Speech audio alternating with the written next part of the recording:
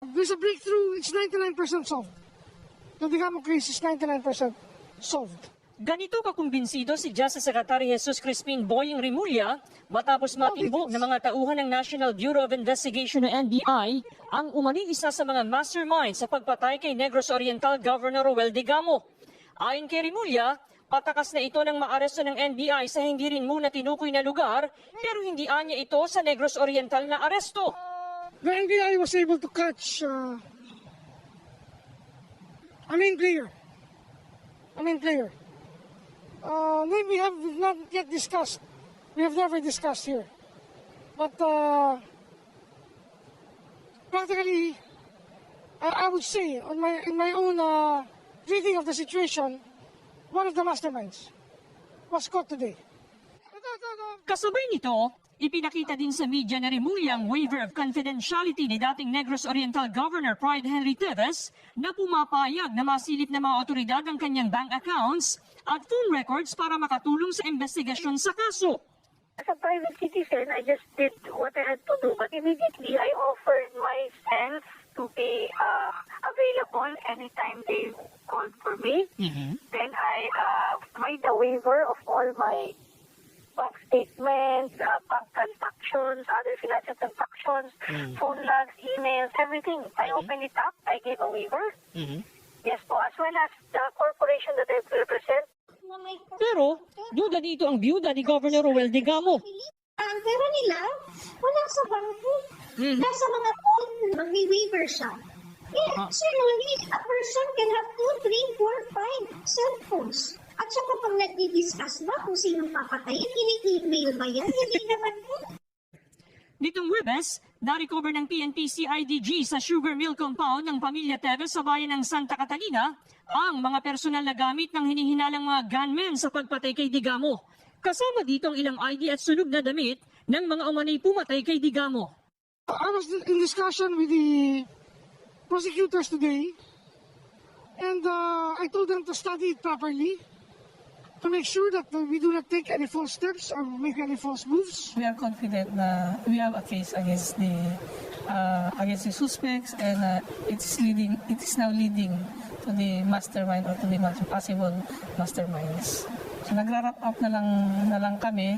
Sabi ni Remula, may 2 hanggang 3 pa silang tinitingnan mastermind din sa krimen.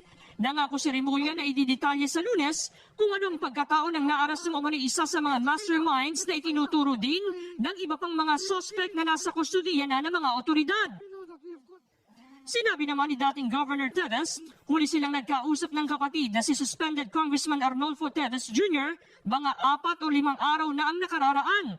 Sinabi ko sa kanya to follow up on himself, to come home and take the President's guarantee of safety and the Speaker's guarantee of safe haven, because while he will not continue to come home, kaming mga naiwan dito, ang nakaka-feel nung lahat nung, pressure living by the day.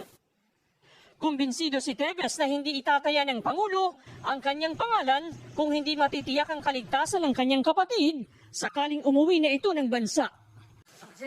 Marvin Miranda, allegedly the longtime security aide and bodyguard of Representative Arnolfo Teves Jr., will face multiple criminal charges over the killing of Negros Oriental Governor Gob.Degamo. This after state prosecutors found probable cause to file cases against him due to his role in Degamo's assassination. Among these cases, 9 counts for the killing of Degamo and 8 others, 13 counts of frustrated murder and 4 counts of attempted murder for the injury of 17 others during the attack in Degamo's house on March 4. 5 suspects allegedly pointed to Miranda's indispensable role in the killing.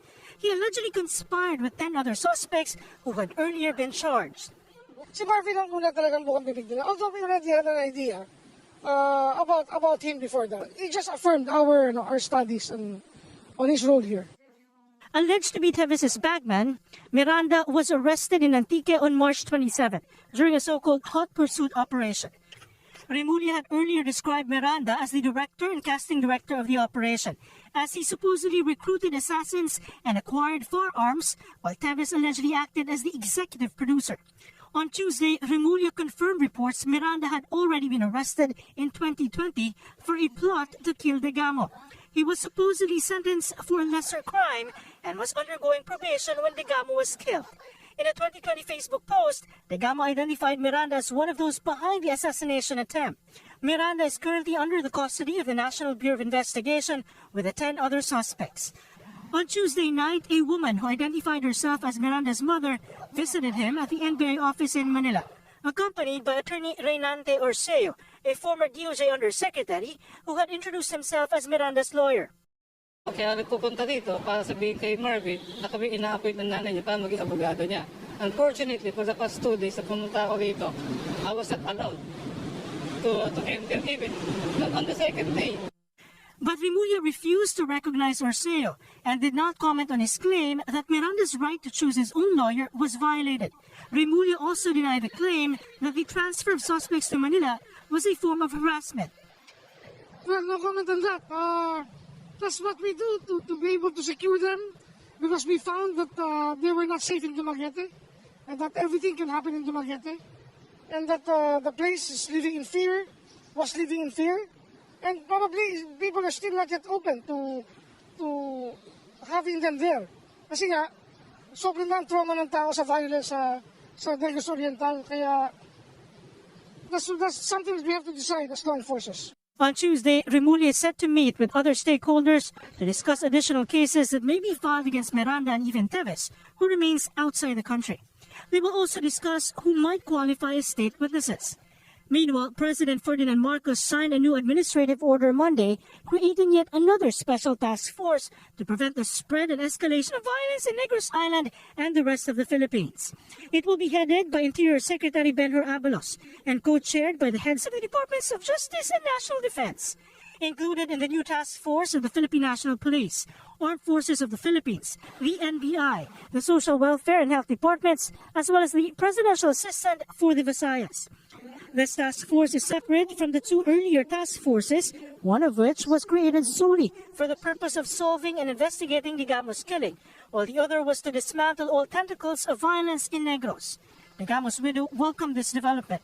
I am truly grateful sa plan ni President. Beyond seeking justice lang for Governor and the 8 others, talagang, so to speak, he walked the extra mile so that Negros Oriental will really see peace and order restored. The creation of the task force is supported by the governor and vice governor of Negros Oriental, who both said this shows the sincerity and compassion of the president to restore peace and order in the province.